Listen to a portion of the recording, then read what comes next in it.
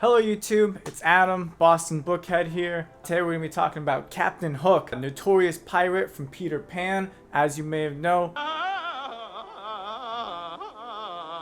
So today we're going to be talking about Captain Hook and his obsession with good form.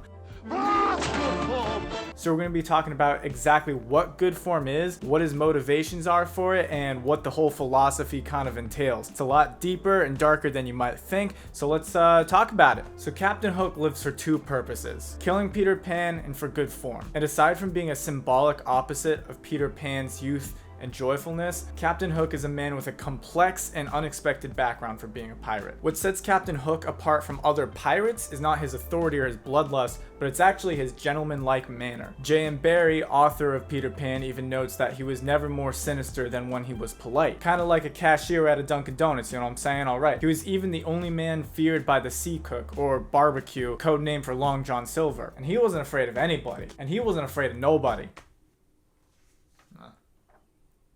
Nobody. One of the most immediate appeals of Captain Hook is his physical charm. J.M. Barrie writes, "Hook was cadaverous and black of eyes, and his hair was dressed in long curls, which at a little distance looked like black candles, and gave a singularly threatening expression to his handsome countenance. His eyes were of the blue of the forget-me-not, and of a profound melancholy." So in contrast with the rest of the pirates on his crew, he looked very gentlemanlike, even likened to Charles II, and would even rip you up with an air. So in other words, Captain Hook was one wicked, stylish son of a... But where did he get this politeness from? Well, surprisingly, Captain Hook actually attended Eton, one of England's most prominent and privileged schools in existence. Though the school was never mentioned by name in the book, J.M. Barrie alluded to Captain Hook's position as a pop, which is a member of the elite social club at Eton. Fun fact, Prince William and Boris Johnson were both pops. In the play version released in 1928 that Barrie had released, Hook's dying words are actually Floreat Etona, or May Eton Flourish, the school's motto. So knowing Hook came from an educated background opens up a whole new can of worms. It raises many questions as to the validity of his motives, and puts his actions under a new lens, backlit by the fact that he is an educated man. So what exactly is good form? Well, aside from being one of Hook's primary motivations, J.M. Barrie never really describes it in the book. We can infer that it is a code by which to act. It's a code that values pride, dignity, honor, and fairness. This reflects back on Hook's days at Eton, a school that would value this kind of moral code. So I'd say perhaps the fact that he has a scholarly background highlights how much his hate for Pan has consumed him and overpowered his ability to reason logically. Or perhaps that there's a hierarchy that Hook is trying to climb, but is kept down by insecurity and an inability to relate good form empathetically to those around him. There is indeed evidence for the latter. In chapter 14, Hook becomes frustrated when he notices that all the kids that he's captured love Smee, even though he abuses the crap out of them. It ain't good form, you know. If Smee was lovable, what was it that made him so? A terrible answer suddenly presented itself.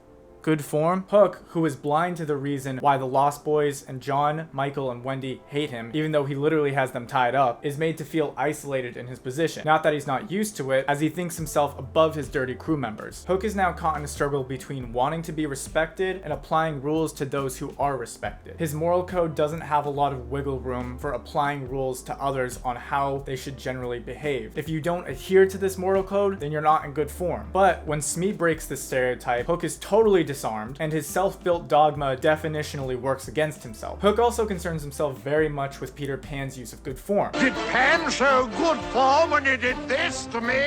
In one fight towards the end, where Hook is disarmed, with a magnificent gesture, Peter invited his opponent to pick up his sword. Hook did so instantly, but with a tragic feeling that Peter was showing good form. This of course contrasts Hook's actions earlier in the novel when he doesn't maintain good form and plays cheap, sparking a whole debate of unfairness amongst the kids. But as I said before, it's a code that respects dignity and pride. In Peter's case, J.M. Barrie writes, "Peter did not know in the least who or what he was, which is the very pinnacle of good form. Good form now includes being so humble that pride for oneself and one's enemy comes so naturally, unnoticed by someone who is immature or tainted by childish social practice. And as a grown man, Hook's politeness comes with a misdirection in meaning sometimes. For example, when he takes the Lost Boys and the Darlings captive, a different treatment was accorded to Wendy, who is treated with ironical politeness. In this situation, Wendy is taken aback by his charm and air and is unable to speak. At this point, it becomes cynical that good form is even included included in this definition or way Hook is acting. The situation is manipulative and filtered through a false sense of security that Hook supplies for Wendy. And despite it being so cynical, this does fall in the realm of good form. So aside from the whole philosophical